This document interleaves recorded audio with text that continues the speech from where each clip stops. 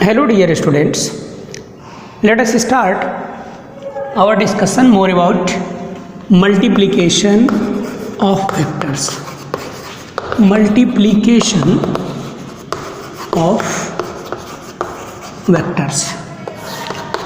So if we multiply a vector with a real number, then the magnitude of the vector becomes the real number times the initial magnitude of the vector. So suppose that we have a vector A, and if we multiply this with a real number n, then the magnitude of this vector becomes n times of the magnitude of this vector. Okay, because the magnitude of this vector is mod of A and direction is a cap, so the magnitude of this vector becomes the real number times, and the direction of the vector does not change. It means direction is same. Similarly, if we multiply a vector with a scalar, suppose that yes, then it also changes the magnitude of the vector quantity and does not change the direction of the vector. So the magnitude of the vector quantity becomes the s times or scalar times the initial magnitude of the vector quantity. So if we come to the product of our multiplication of vector with vector, then there are two different rules. Multiplication of vectors. So if we multiply a vector with vector, then there are two different methods to multiply the vector with vector. First is known as scalar product, or also known as dot product. Dot product.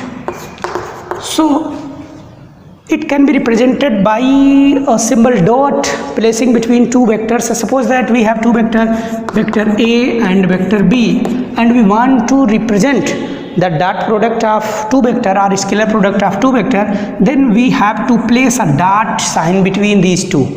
So this vector A dot vector B is the scalar product of two vector. Scalar product of two vectors. Okay. So what will be the magnitude and what is the nature of this scalar product or dot product of two vector? So the magnitude of these two vector is the product of the magnitude of both vector with the cosine of the angle between both vector. So if we represent vector A dot vector B, then we can write it as the magnitude of this vector is A and B. It means magnitude of A and magnitude of B and the cos of the angle between them. So what is the nature of this vector? This is a scalar quantity as indicated by the name, because we have mentioned that there are two different methods of the multiplication of a vector with another vector.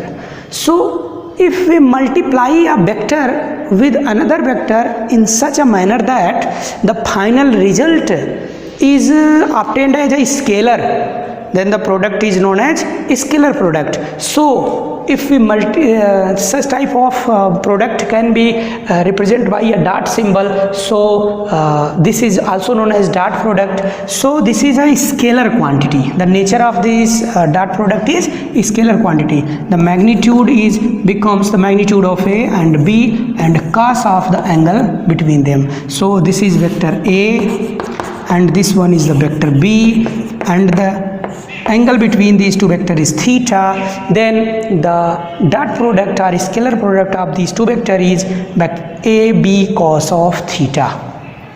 So this can be explained as the dot product or scalar product of two vectors can also be defined as the dot product of two vector is a scalar quantity whose magnitude or whose value is equal to the product of the magnitude of the first vector, that is a dot b is equal to magnitude of the first vector to the projection of the second on first. If we draw perpendicular from the head of the second vector on the first, then this length from O, suppose that this point is P and this one is Q and this is R, then OR is equal to B cos theta. OR is equal to B cos theta because this is the B and this one is per base and hypotenuse, so base equal to hypotenuse cos theta. So this length OR is treated as B cos theta. This length is also can be understood as the projection of the second vector on the first vector. So we can express the dot product of two vector as the dot product of two vector is a scalar quantity whose magnitude or whose value is equal to the product of the magnitude of first vector to the projection of the second on the first, that is B cos theta. So this is the simple definition of cross product and dot product of two vector or scalar product of two vector.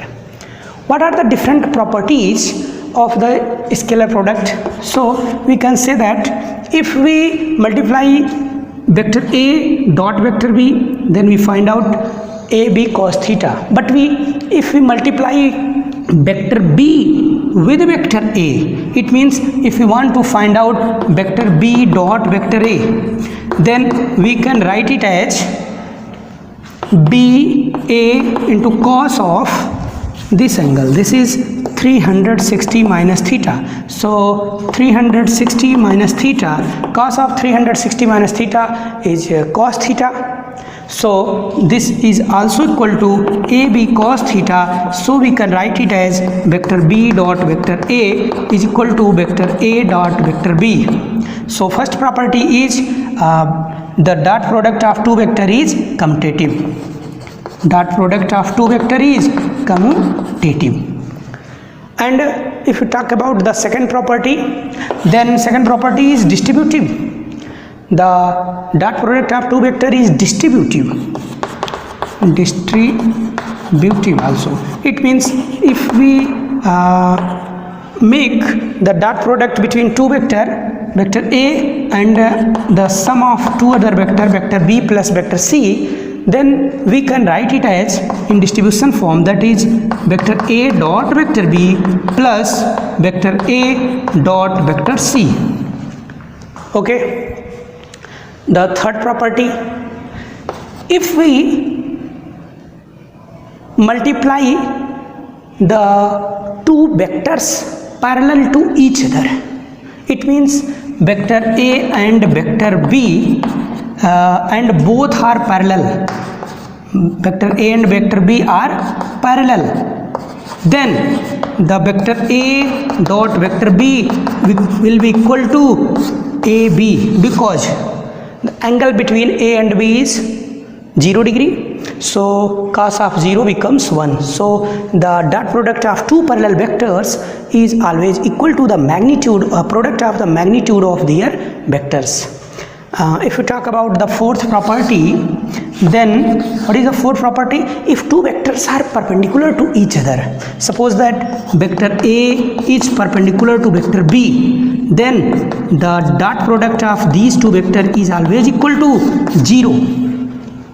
Okay, because the angle between vector A and vector B is 90, so cos of 90 becomes 0, so dot product of these two vectors is 0. So come to the fifth property. What is the fifth property? If we talk about the orthogonal vectors, if we talk about what will be the dot product of vector I dot vector I, that is unit vectors, dot product of unit vectors. So I dot I is equal to 1, J dot J is also equal to 1, K dot K is also equal to 1. But if we talk about I dot J, so this becomes 0. Similarly, J dot K is also equal to 0 and K dot I, this is also equal to 0. So, and this is all about orthogonal vectors. But if we come on the topic, the last property, that is the property of the dot product on Cartesian component, Cartesian form. So in Cartesian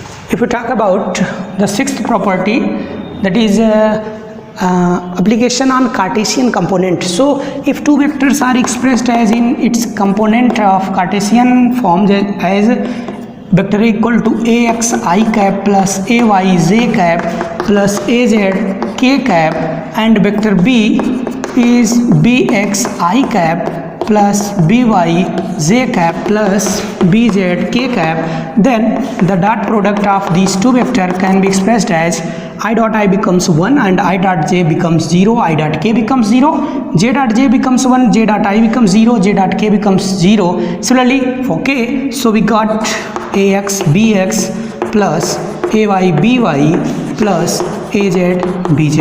This is simple formula for the dot product or scalar product of two vectors.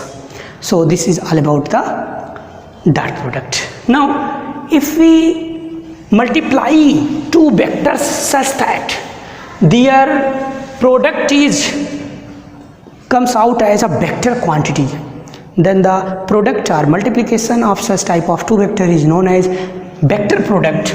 So come to the second type of multiplication of two vector, that is vector product. Vector product or cross product. This can be represented by a symbol cross. So this is also known as cross product. So suppose that we have two vector A and vector B, and we want to multiply all these two vector, and we want to find out the multiplication of these two vector in the form of a vector quantity. So the outcome of these two vector will be a vector, then the product of these two vector can be expressed as vector product or cross product. So this type of multiplication can be expressed by taking a cross sign between the vectors. So cross product or vector product can be expressed as vector A cross vector B, because this is a vector quantity. Suppose that C, it means the output of the cross product of two vector is a vector quantity. It means that contains magnitude and direction both. So what will be the magnitude of this and what will be the direction of this? So this contains the magnitude and direction. What will be the magnitude and what will be the direction? To understand this, let us want to know some special rules. First, if we want to take vector product of two vectors, suppose that this is a vector A and this one is the vector B, then if we complete the parallelogram with the help of these two vector, then suppose that the angle between these two vector is theta, then the height of this parallelogram can be considered as in the sense of this theta, this becomes b sine theta and this becomes b cos theta. So the height of the parallelogram will be considered as b sine theta because this angle is theta. So this is taken as hypotenuse and this one is the perpendicular. So perpendicular upon hypotenuse equal to sine of theta. So perpendicular equal to hypotenuse sine theta. The height of the parallelogram is b sine theta. So what will be the area of the parallelogram? The area of the parallelogram will be height multiplied by the base. It means magnitude of base is a and height is b sine theta. And we will find out the magnitude of the cross product of two vector is always equal to the area formed with the help of these two vectors. It means the magnitude of these two vector, cross product of these two vector is always equal to the area of the parallelogram formed with the help of both vector. Okay, so what will be the magnitude? This can be obtained as the product of the base into height. So what will be the base? This is A, and what is the height? This is B sine theta. This is B sine of theta. So magnitude of A cross B can be written as A B sine of theta. Okay, so we can see that the magnitude of the cross product of two vector is the product of the magnitude of both vector to the minimum angle between these two vector. Minimum angle. Okay, the smaller angle between these two vector. It means the product of the magnitude of both vector to the sine of the smaller angle between both vector. Okay, so this is all about the cross product and magnitude of cross product. Now what will be the direction of the cross product? This will be provided with the help of the Maxwell's right hand thumb rule.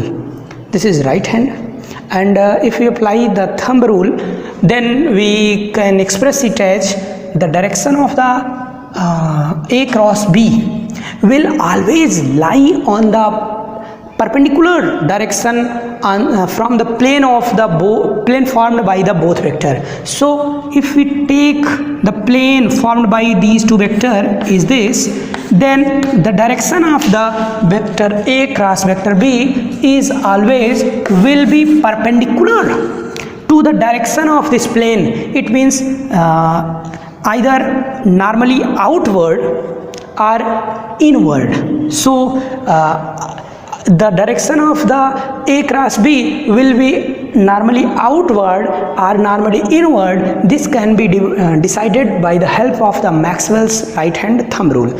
So this rule expresses that when we stretch our fingers along the first vector, if we want to take the cross product of A with B, it means vector A cross vector B, then first vector A is treated as first vector and this vector B is treated as second vector. So to find out the direction of the vector A cross vector B, we have to stretch our fingers along the first vector. Suppose that this is first vector, and if we curl our fingers along the second vector, okay, then the direction of the thumb indicates the direction of the cross product of vector A cross vector B.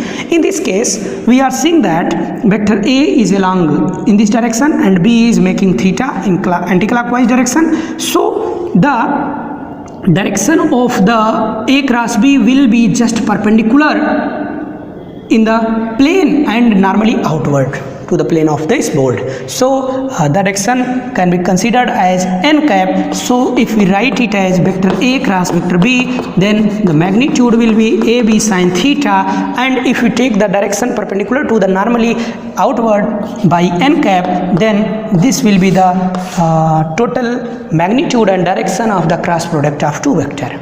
Okay, but if we take B cross A, then what will be the angle made by A with the direction of B? This is 360 minus theta. So if we put here at here 360 minus theta, then we know that sine 360 minus theta is equal to minus of sine theta. So vector B cross A becomes minus of AB sine of theta n cap. It means AB sine theta minus n cap. It means the direction of the B cross A is lying inward in the plane of the board. So if we take the B cross A, then we have to stretch our fingers along vector B and curl it along the vector A, that is first vector. If the thumb indicates in the inward direction, then this direction is the direction of the B cross A. So from here we can see that the cross product of two vector does not follow the commutative property. It means if we write the properties of cross product, okay, then we find that the cross product of two vector is not commutative, quantitative. Okay, it means vector A cross vector B is not equal to B cross A. This is equal to minus of B cross A. Okay, so if we come on the second property, then this is distributive. This follow the distributive principle, that is vector A cross vector B plus C, then it can be written as vector A cross vector B plus vector A cross vector C. Okay, this follow the distributive property. And if we talk about the parallel vectors, then the cross product of two parallel vector is always 0. The cross product of parallel vector,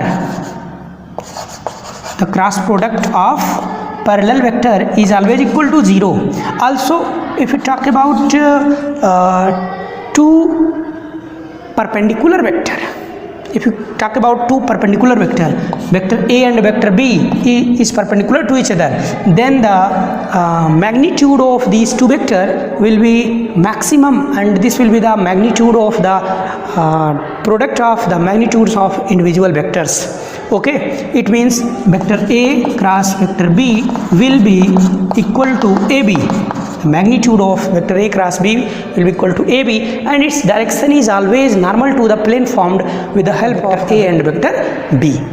And if we talk about that is orthogonal, applying on the orthogonal vectors, what will be the value of I cross I? This will be equal to 0 because they are parallel vectors. And also J cross J, this becomes 0, K cross K, this also becomes 0. If we take the cross product about I cross J, then the value of I cross J, I and J, then the value of I cross J will be along K direction. And if we commutate this, then J cross I, this becomes equal to minus of K.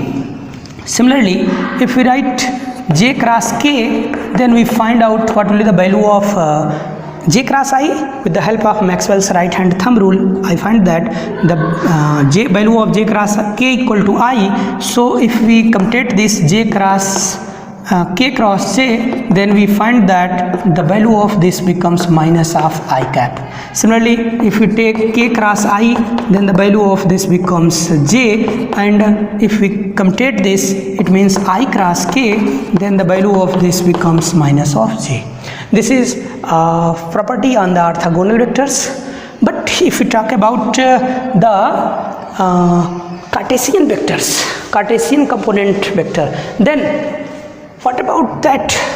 Suppose that two vectors can be expressed in the term of vector Ax I cap plus Ay j cap plus Az k cap, and vector B is expressed as Bx I cap plus By j cap plus Bz k cap.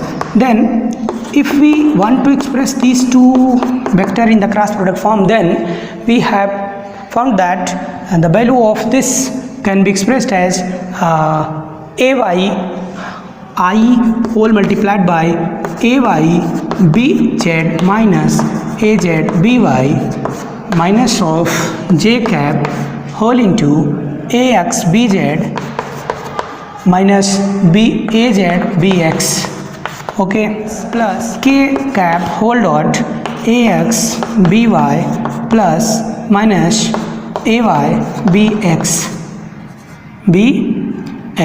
okay. So if we write it in the determinant form, then we can find out the magnitude of this vector,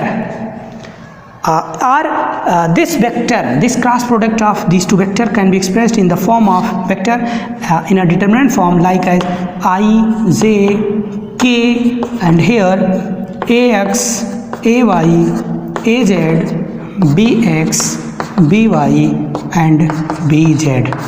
So this is all about the cross product and the properties of the cross product. You can solve different numerical problems based on the dot product and cross product. Solve it, and tomorrow we will discuss about the projectile motion, that is motion in a plane. projectile motion. And till now, take care. Thank you.